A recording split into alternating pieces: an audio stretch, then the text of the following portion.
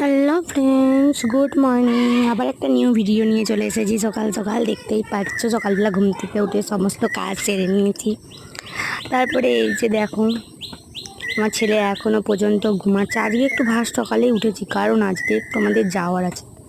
তো কোথায় যাওয়ার আছে সেটাই দেখতে। এদিকে আমি দেখতেই পাচ্ছ ব্যাগ গুছিয়ে নিয়েছি।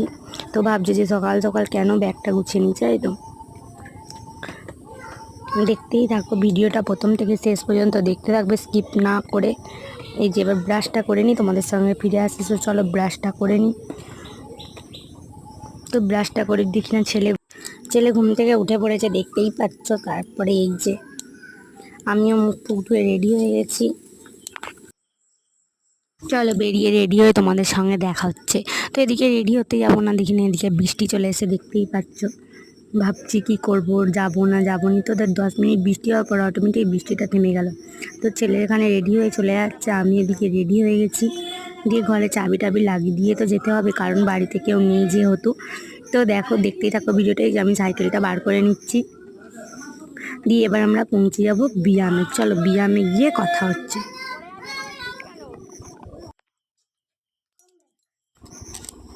তো দেখতেই পাচ্ছ আমি সাইকেলটা বার করছি, ছেলেদিকে এই যে ব্যায়ামে চলে এসেছি।